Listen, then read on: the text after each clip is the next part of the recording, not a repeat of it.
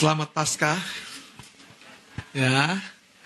Dan kemenangan Yesus dinyatakan, diekspresikan melalui kebangkitannya. Dan kebangkitannya, saudara, itu bukan sesuatu yang tiba-tiba. Itu sesuatu yang sudah dinubuatkan. Artinya menjadi bagian daripada rencana Bapa untuk pribadi Yesus.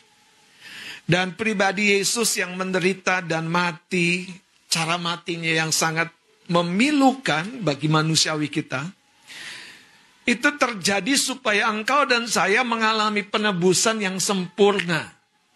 Dia bukan mati dengan cara yang umum, cara yang biasa. Dia mati dengan cara yang paling hina. Bukan hanya disalib, tapi dia dicambuki, saudara, diludahi, diolok-olok. Itu sebabnya dia menebus kita bukan hanya dosa kita, tapi sisi manusiawi kita yang rapuh. Yaitu self kita, ego kita yang rapuh. Yang terkadang tanpa kita sadari, kita agung-agungkan. Tanpa kita sadari, saudara, kita unggulkan. Tuhan sudah menebus, katakan haleluya. Itu sebabnya untuk setiap kita ada harapan yang besar di dalam penebusannya, amin. Mungkin engkau gagal bukan karena sebuah pelanggaran dan dosa yang mencolok. Tapi di dalam dirimu ada pergulatan yang tidak ada habis-habisnya dari egomu sendiri. Nah, saya mau beritahu, saudara, Yesus mati juga untuk ego kita itu. Wow, ini kabar yang menyejukkan, saudara. Kenapa? Karena jujur sebetulnya, saudara, buat Tuhan kita, setan bukan tandingannya. Dosa sudah dibayar, selesai, sudah selesai. Tapi bicara ego, nah itu pergulatan yang berbeda, saudara. Itu peperangan yang terjadi di area yang dia tidak bisa semena-mena. Setan, saudara, sekali dalam perkataannya ketika dia melintas danau bersama dengan murid-muridnya, selesai. Dia sampai di seberang danau dan keluar orang gila dari Gerasa yang dirasuk begitu banyak setan. Selesai, saudara.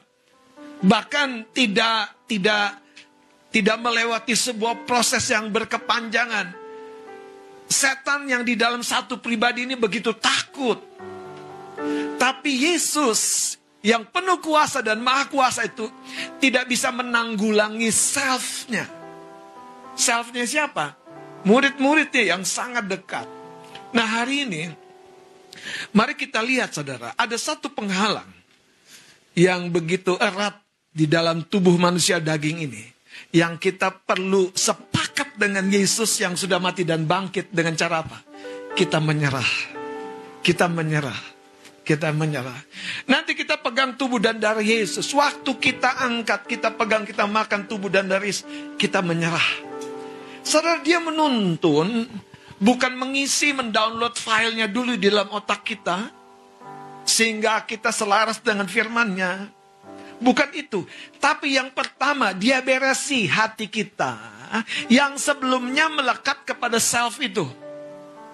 Sehingga waktu hati kita tidak lagi melekat kepada self, dia tidak bertubrukan dengan diri kita sendiri, anak-anaknya.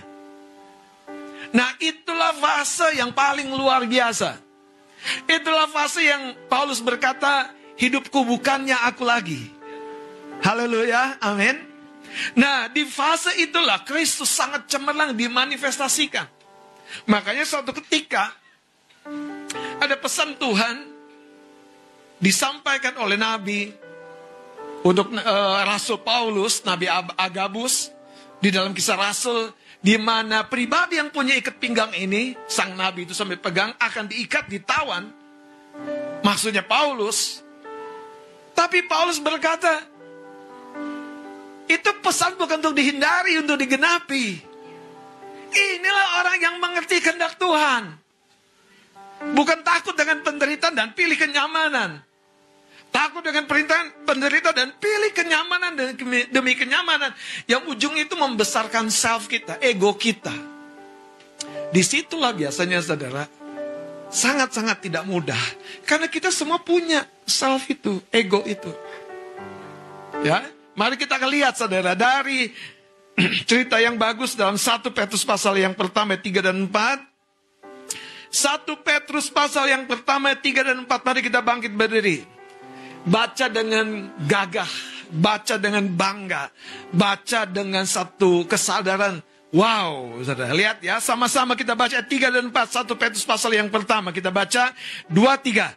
Terpujilah Allah dan Bapa Tuhan kita Yesus Kristus, yang karena rahmat-Nya yang besar telah melahirkan kita kembali oleh kebangkitan Yesus Kristus dari antara orang mati kepada satu hidup yang penuh pengharapan, untuk menerima satu bagian yang tidak dapat binasa, yang tidak dapat cemar, dan yang tidak dapat layu, yang tersimpan di sorga bagi kamu. Saudara, ini sebuah pernyataan yang radikal sekali.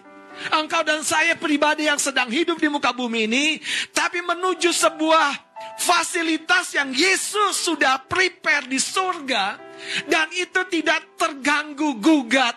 Karena itu dikatakan tidak dapat binasa, tidak dapat cemar, tidak dapat layu, yang tersimpan di sorga bagi kamu.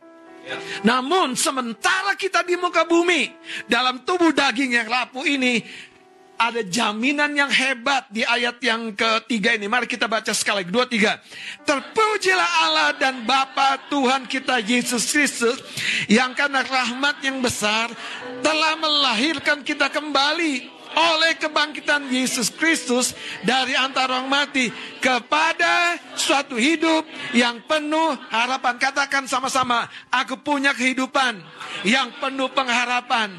Aku sekarang ada di dalam satu kehidupan yang penuh pengharapan, dan pengharapan yang kupunya adalah kepastian di dalam Yesus.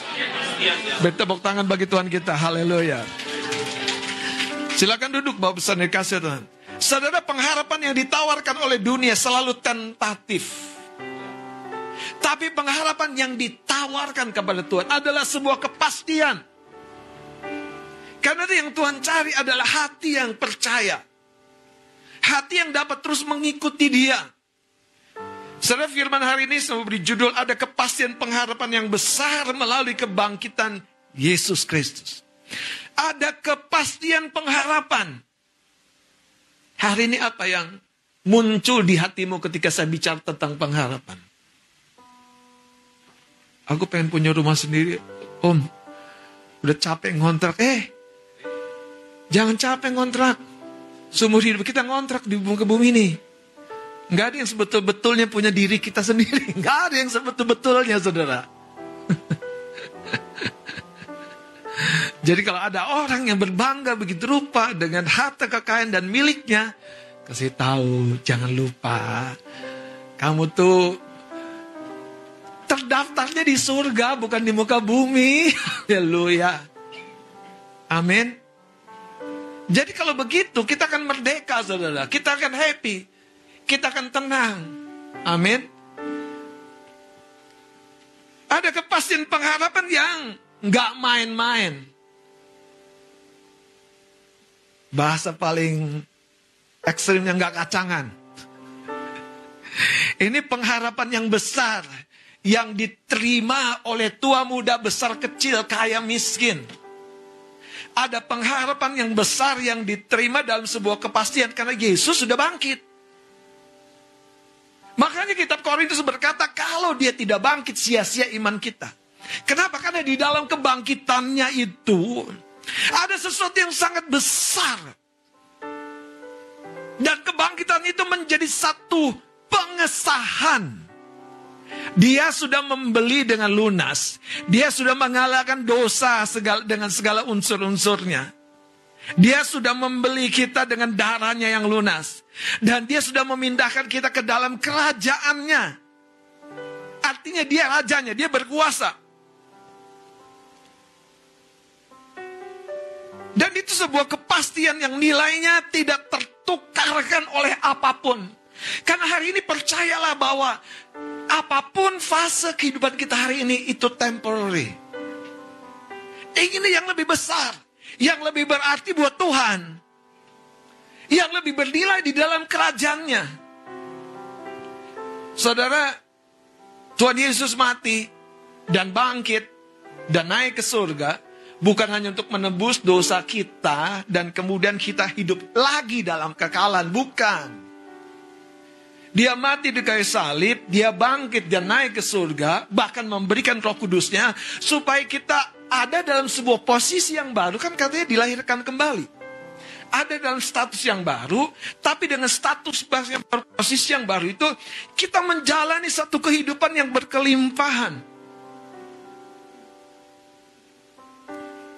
Itu sebabnya bicara tentang kebangkitan Kristus.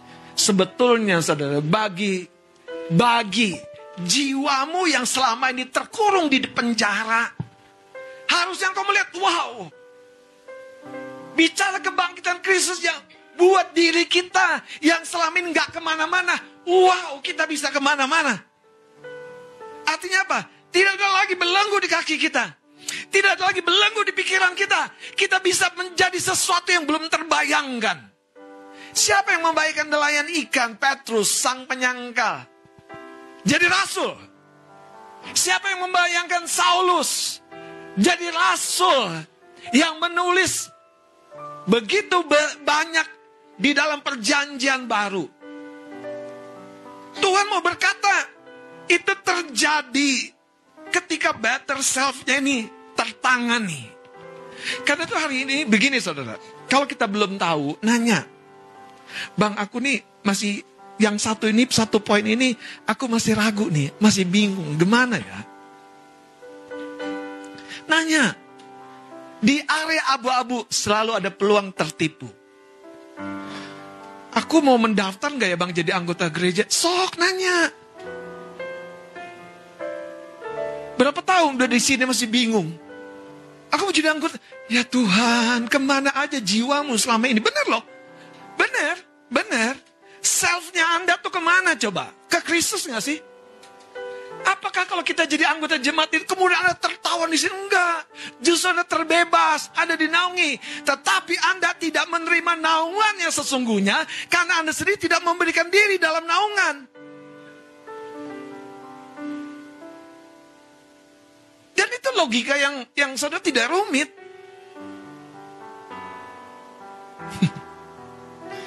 Kami kemarin ketemu seorang anak Tuhan.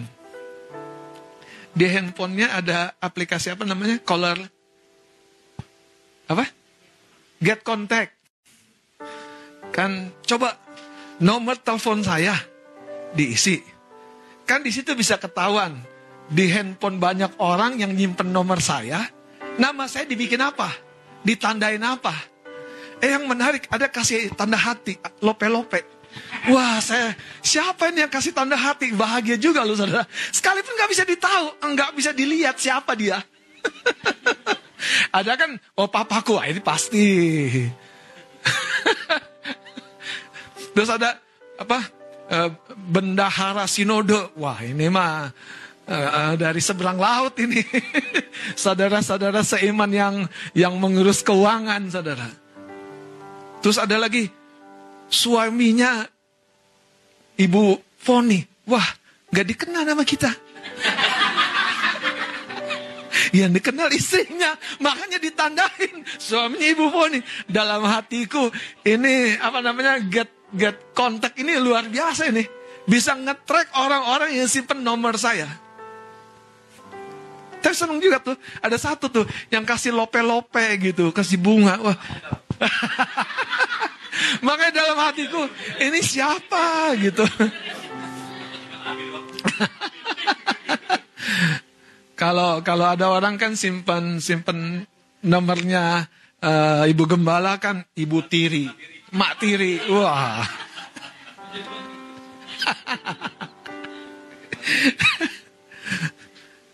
Saudara tahukah bahwa namamu di hadapan Tuhan itu terdaftar dengan konteks spesial. Ada lope-lopeknya, saudara. Masih gak percaya kan?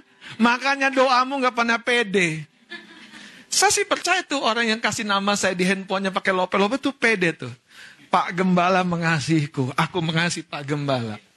Itu yang keren, saudara. Kasih dia lope-lope.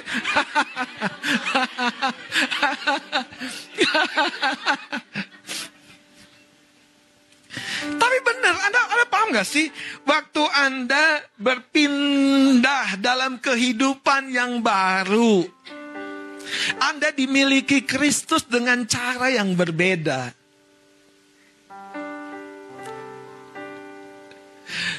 Cuman sayangnya kita tuh suka menambah-nambahkan pikiran kusut kita dengan ilmu-ilmu orang Farisi itu. Kalau aku nggak ke gereja, aku nggak layak banget ini. Apalagi aku harusnya tugas. Pas banget. Ada janjian bisnis, nggak bisa tugas.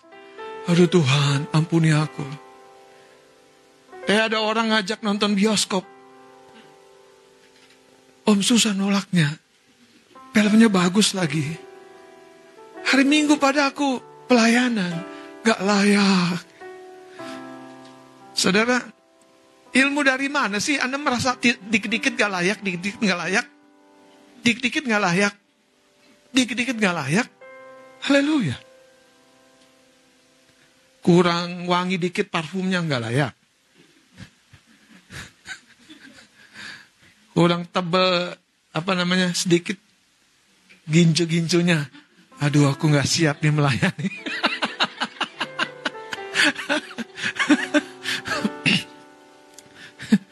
Saya punya cerita kecil, saudara. Salah seorang pimpinan dulu cerita. Entah bagaimana dia pakai kaos kaki. Beda sebelah. Ini Pak Pendeta, saudara. Pimpinan bola. Pas pakai kaos kaki beda sebelah. Aduh. Cuman ya namanya bapak ini udah lewat lah yang namanya baper-baper. Itu self tuh kalau mati tuh udah enak, saudara. Yang satu dipuji, yang aku kok dilupain gak dipeluk sama Kak Adel. Aku kan ada karselnya juga, aku gak disalami. Baper.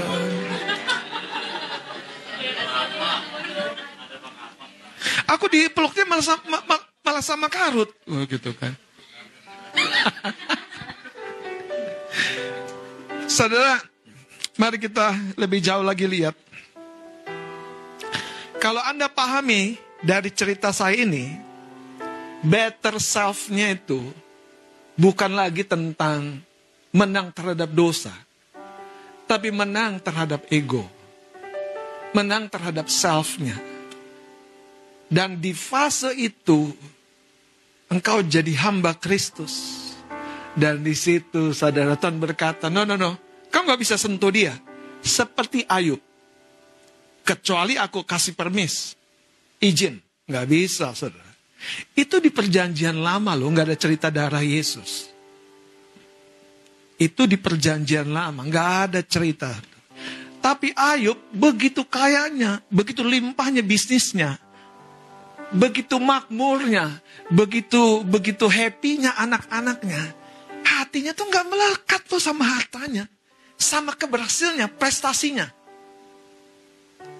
Kadang-kadang yang paling repot tuh prestasi di pelayanan. Ternyata di pelayanan sadis juga gitu. Saya kira di dunia kerja aja. Masalahnya kita, ini loh saudara. Kita harus beresin.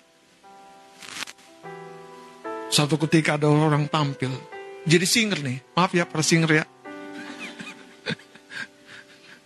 Ini di acara nasional. Kalau Kak Agis rambutnya masih coklat-coklat agak-agak hitam gitu. Ini dia tampil udah nggak ada hitamnya. Pirang banget gitu. Udah gitu WL di acara nasional GPI. Pak Pendeta, iya menyala.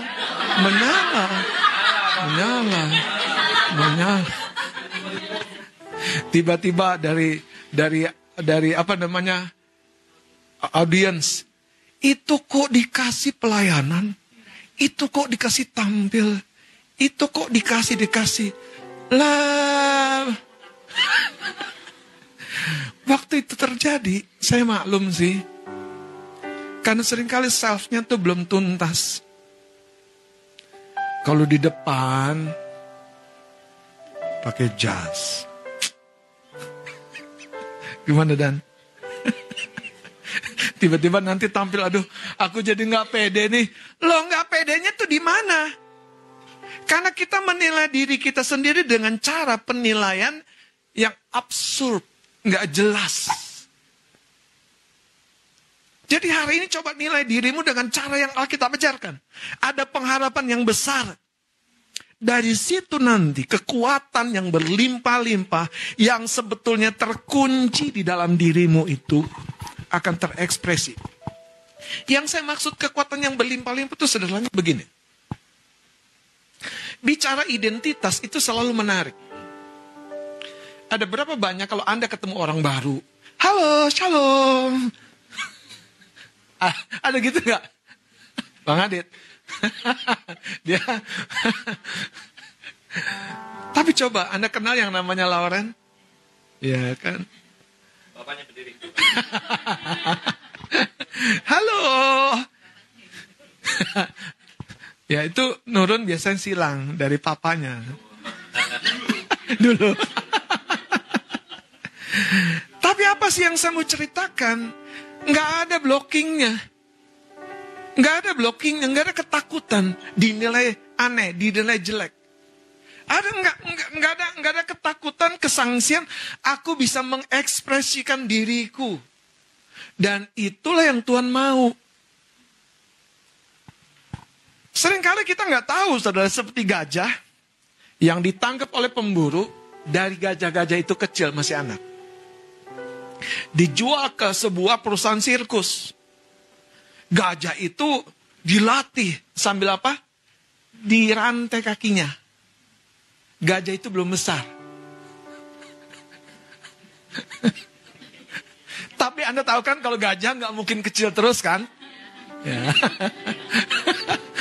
Dilatih hebat. Gajah yang besar itu bisa menari. Bisa berdiri di atas kaki saudara satu. Loh.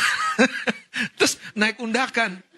Tapi sayangnya setelah semua atraksi yang kelihatannya hebat, kembali lagi ke apa? Rantainya. Kembali lagi di kesunyiannya. Ditinggalkan penonton-penonton yang tepuk tangan. Dan sendirian gak bisa kemana-mana. Yang aneh adalah rantai itu bukan rantai yang terbuat dari apa namanya baja yang gak mungkin putus. Ini rantai yang udah digunakan dari sejak kecil. Yang cuman bisa dilonggarin seukuran kakinya. Sekian lama gajah itu sudah terkonsep, terbentuk. Aku gak bisa kemana-mana. Aku gak bisa ngapa-ngapain. Sampai satu ketika terjadi kebakaran besar. Di tempat di mana gajah tersebut dirantai oleh rantai yang dia punya dari masih orok. Makanya kalau udah dibaptis, Anda tahu rantai itu dia diputuskan. Mau gak mau dong, gajah itu harus keluar dari api yang mengancam jiwanya. Dan tiba-tiba saudara, rantai yang selama ini sepertinya membuat dia gak kemana-mana, gampang sekali, cek, putus. Jadi yang menahan kita bukan karena rantainya hebat. Tetapi ada persetujuan di pikiran kita. Ada persetujuan. Aku cuman gajah besar. Tapi aku gak kemana-mana. Aduh, S2. Tapi gaji es lilin.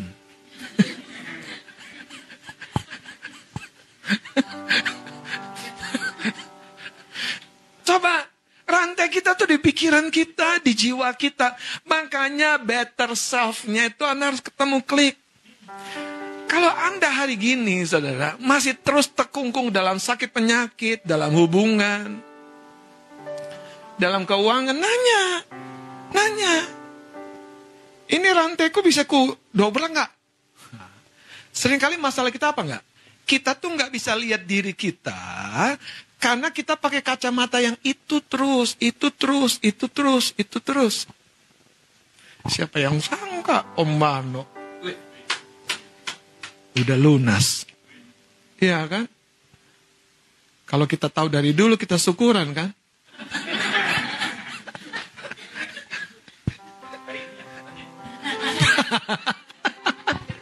Coba simpulkan sederhana aja. Nih, bahasa simpelnya ya. Kami waktu itu bikin SIM barengan Bang Jun tuh. Di Tangerang ya. Om Marno ya. Om Marno bingung. Ini ngisi formnya nih bagaimana. Bang Jun yang bantu ngisi. Polisinya liatin. Ya udah, dibiarin aja. Dia nggak bisa nulis dengan tepat. Tapi yang aneh bin ajaib.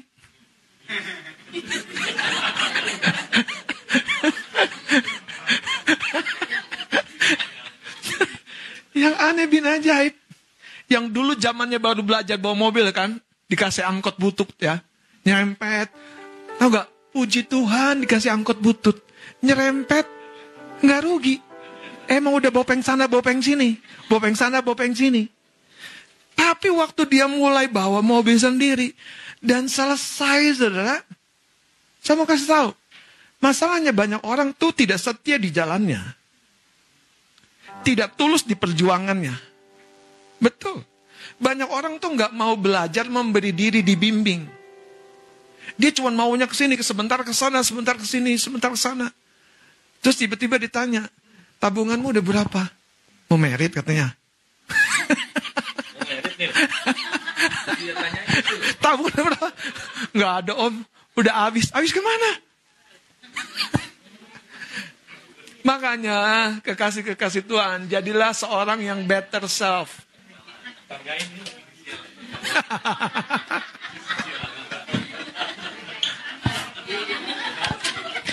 Haleluya. Mari kita lihat 1 Korintus 15 ayat 16. Siapa yang sangka Cisauk?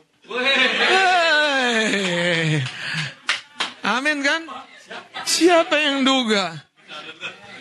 Siapa yang tahu Tenjo itu di mana, di peta ada apa enggak? Makanya saudara, kalau kacamatamu itu kacamata yang udah dari tahun jebot itu, kau pikir itu yang masih normal, bukan yang di luar yang gak normal. Seringkali diri kita yang gak normal. Melihat tantangan, ngeri, Goliat. Daud datang. Makanya guru sekolah minggu. Apa kan lagunya tuh apa? Goliat datang. Iya kan, kayaknya semangat. Tapi pas pulang ke rumah, ya Goliatnya mampir ke rumah lagi. Tapi benar saudara. Kadang-kadang ya aplikasi yang terlalu sederhana tuh kita nggak alami. Makanya harus jadi better self. Itu Anda cek loh. Nih, saya mau kasih tahu cara mengecek better self.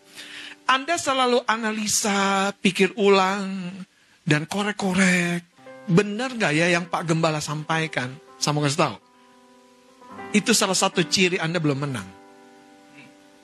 Uang yang dibutuhkan ada trust.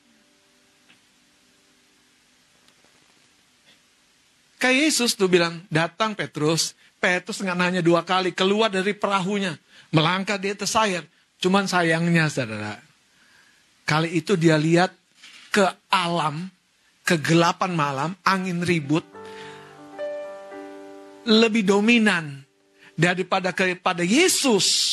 Yang waktu itu berkata, datang kemari. Kenapa? Yesus bilang datang kemarinya, dia diri di atas air. Ya Tuhan, sumur umur, gue kelempar ke laut, gak mungkin sedang ngambang.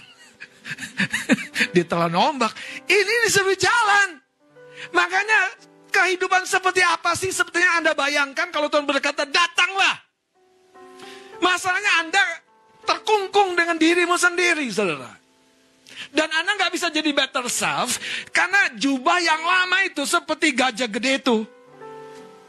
Seneng kalau ditepok-tepokin. Padahal gak kemana-mana. Oh luar biasa Bang Adit. Tapi Bang, 10 tahun yang lalu abang, aku lihat begini juga. Benar loh. Untuk semua kita. Termasuk saya. Kita harus bangun, saudara, menang. Kalau enggak, jujur, kita belum menggenapi apa yang Tuhan rancangkan. Lihat 1 Korintus 15 ayat 16 dan 17. Sebab jika benar orang mati tidak dibangkitkan, maka Kristus juga tidak dibangkitkan. Jadi jika benar, ini kan seperti ungkapan yang mengklarifikasi. Jika benar orang mati tidak dibangkitkan, nggak ada cerita Yesus bangkit, begitu maksudnya. Nah ayat 17, dan jika Kristus tidak dibangkitkan, baca sama-sama.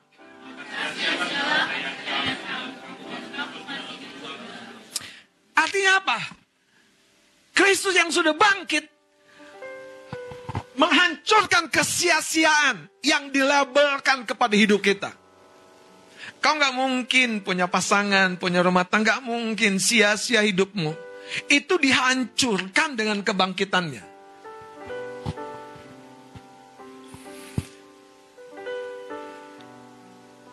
Mari kita lanjutkan sekarang ayat 20 dan 22. Ayat 20, 23. Tetapi yang benar ialah bahwa Kristus telah dibangkitkan dari antara orang mati sebagai yang sulung dari orang-orang yang telah meninggal. Ayat 22-nya, karena sama seperti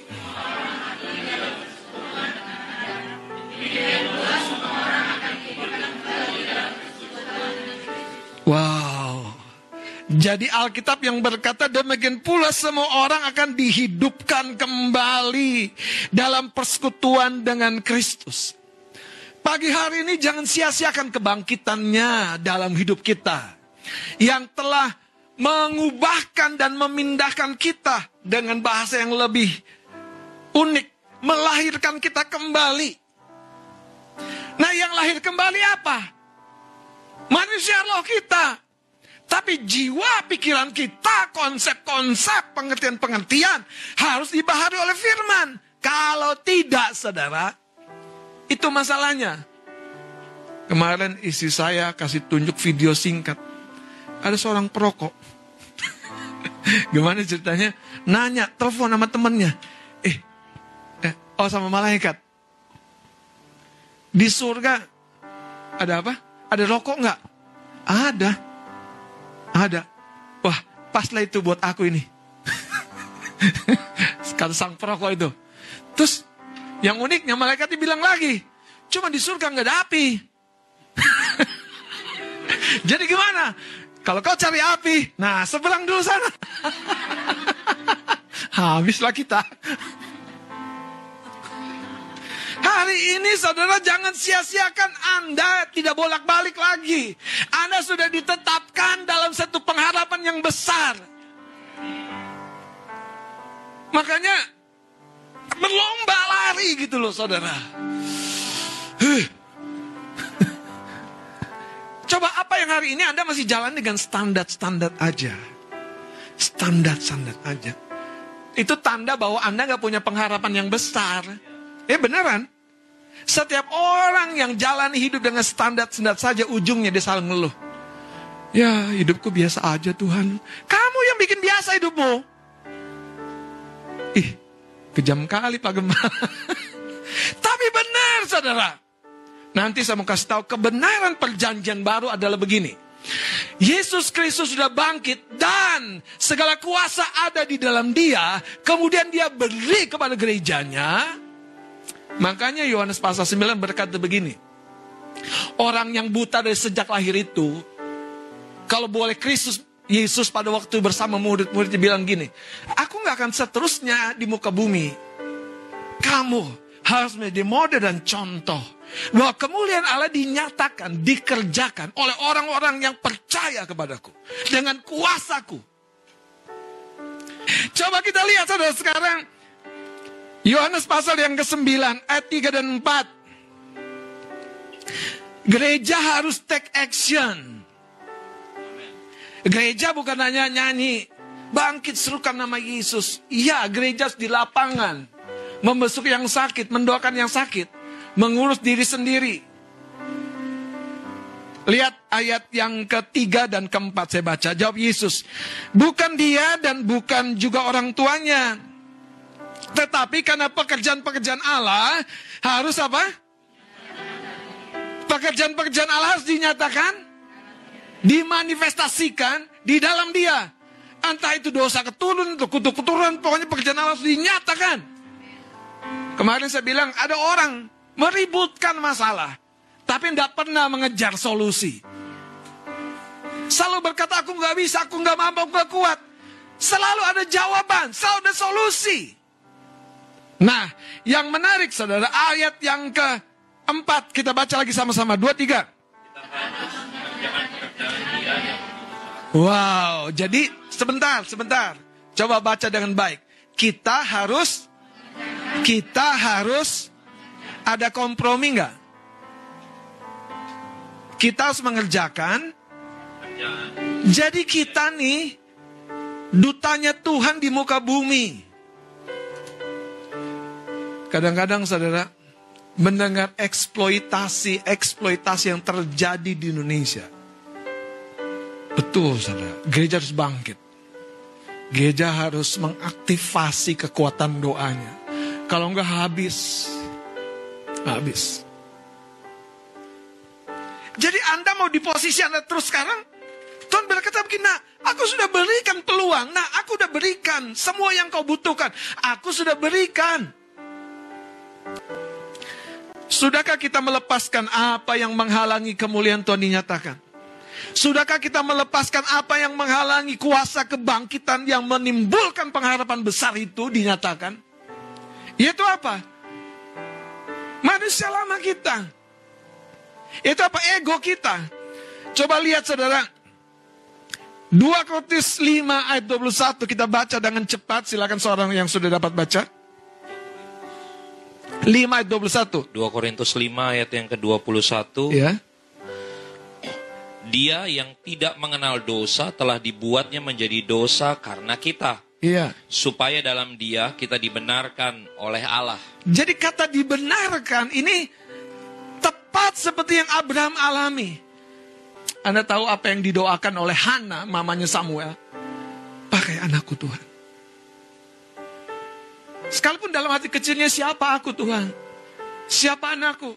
Nggak ada potongan hamba Tuhan. Jadinya nabi. Itulah cara Tuhan yang mau meneguhkan kita. Ketika Hana menyerahkan keinginannya diri sendiri, kemuliaan Tuhan dinyatakan. Mari kita lihat sekarang Filipi pasal yang kedua. Filipi pasal yang kedua.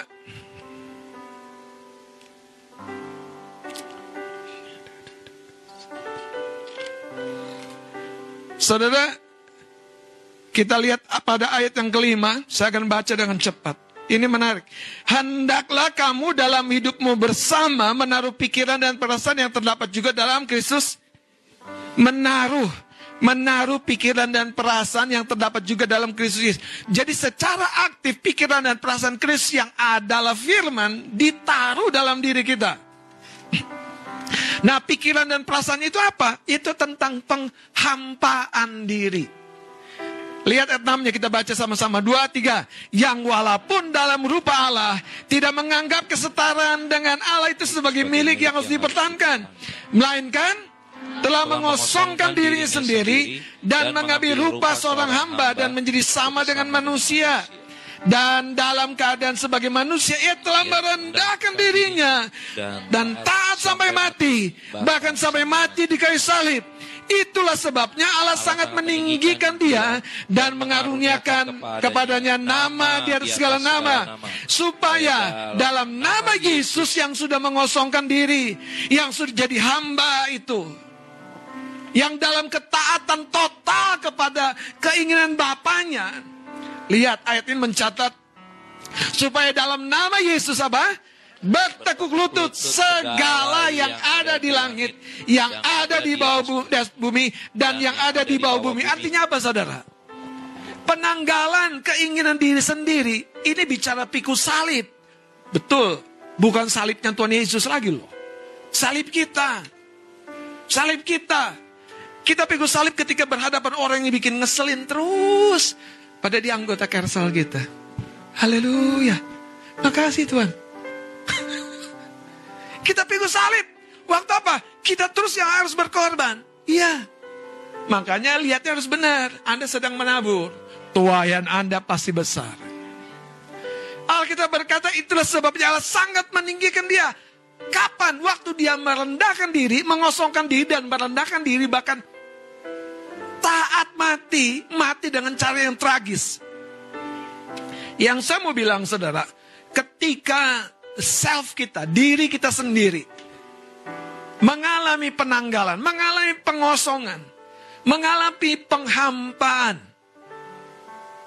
akan lebih banyak manifestasi kemuliaan Tuhan dinyatakan oleh hidupmu. Ayat yang terakhir. Mari kita akan lihat saudara. Dalam Matius pasal 16. Mari kita bangkit berdiri, Matius pasal yang ke-16. Ayat 24. Jangan izinkan saudara, self kita melayang-layang. Ego kita melayang-layang. Sampai-sampai Tuhan terhalangi untuk bekerja. Jangan izinkan saudara. Ayo kita bersepakat dengan dia. Salibkan, pikul salib, salibkan, pikul salib, salibkan, sangkal diri. Matius 16 ayat 24 kita baca sama-sama, 23. Lalu Yesus berkata kepada murid-muridnya, setiap orang yang mau mengikut aku, harus menyangkal dirinya, memikul salibnya, dan mengikut aku. Setiap orang yang mau mengikut aku. Jadi saudara, berjumpa dengan Yesus bukan segala-galanya loh dalam ayat ini. Anda dibebaskan dari dosa karena mengalami perjumpaan dengan Yesus. Tapi untuk Anda berjalan kepada kemuliaan, kepada keseluruhan rencana Tuhan, Anda harus bersedia ikuti dia. Dan yang luar biasa, yang pertama-tama, Yesus memaparkan bukan Anda harus punya iman. Bukan. Yesus bukan memaparkan Anda harus begini, harus begini. Yang paling sederhana dikatakan begini, setiap orang yang mau mengikut aku, ya harus apa? Jadi ternyata step yang pertama kita harus belajar menyangkal diri. Om, aku mau ujian, tapi gak ada pilihan. Kamu harus bisa hadir ya, karena gak ada pilihan. Terkadang itu tidak mudah. Tapi saudara, bagi orang yang menyerahkan self-nya kepada Tuhan loh, dengan tulus, tidak mungkin Tuhan lupa. Itu yang saya ceritakan. Caller ID ada tuh jelas di hadapan Tuhan. Anakku yang terkasih. ID Anda di hadapan Bapa di surga tuh jelas. Jelas. Kalau boleh saya umpamakan lagi. Yang lain bukan berkata, anak muda yang gak ada apa-apanya. Tapi di hadapan Tuhan, no. Kamu belum tahu. Kalau dia manifestasikan aku yang di dalam diri dia itu, kamu akan terbengong-bengong. Saudara, siapa rupa kita? Izinkan saudara, Tuhan sekarang melalui kebangkitannya menyatakan kamu pribadi yang sangat mulia, kamu pribadi yang sangat berharga. Ada pengharapan yang besar. Yang dimaksud dari ayat ini, jangan stuck, jangan mentok. Tadi saya simpelnya berkata, kalau nggak tahu, nanya. Jangan saudara, sehingga oleh semuanya itu, apa yang Tuhan rencanakan tergenapi. Dan tidak ada yang tidak tergenapi. Mari kita kembali ke 1 Petrus pasal yang pertama, ayat 3-4. Kita akan baca bersama dan kita akan berdoa. Ayat 3 dan 4, 1 Petrus pasal yang pertama. 2-3. Terpujilah Allah dan Bapa Tuhan kita Yesus Kristus, yang karena rahmat yang besar telah melahirkan kita kembali oleh kebangkitan Yesus Kristus dari antara orang mati kepada suatu hidup yang penuh pengharapan, untuk menerima satu bagian yang tidak dapat binasa, yang tidak dapat cemar, yang tidak dapat layu, yang tersimpan di sorga bagi kamu. Kalau Anda perhatikan dan jeli, untuk menerima bagian yang tidak dapat layu, tidak dapat cemar, yang tersimpan. Apakah Anda mau membiarkan hidupmu gagal di muka bumi? Dan Apa yang Tuhan sudah simpan, kita tidak bisa nikmati sepenuhnya. Saudara, mari kita jadi better self. Diri yang lebih baik. Merespon firman. Satu cerita, saudara, sebelum kita doa. Salah seorang yang menurut saya, saudara, di Alkitab dicatat dalam kisah kebangkitan, itu Maria Magdalena. Yang pagi-pagi buta mendatangi kubur Yesus. Pagi-pagi buta datang ke kubur Yesus. Nggak ada persiapan. Pokoknya dia mau jumpa kekasih hatinya. Banyak orang kayaknya persiapan ritualnya tuh panjang. Tapi akhirnya dia selalu terhalangi untuk ngalamin Tuhan. Ini yang saya mau ceritakan. Jangan biarkan gajah yang sudah besar. Tahun-tahun pertumbuhan rohani yang harusnya sudah memutuskan rantai itu. Anda terhalangi. Saya berdoa, saudara. Tidak tunggu tahun depan. Tahun ini. Biarlah kemuliaan Tuhan dinyatakan melalui pekerjaanmu, katakan amin. Kemuliaan Tuhan dinyatakan melalui hubunganmu, katakan amin. Ayo isi, saudara, perenunganmu. Kemuliaan Tuhan dinyatakan melalui keuanganmu, katakan amin. Kemuliaan Tuhan dinyatakan di rumah tanggamu, di keluargamu.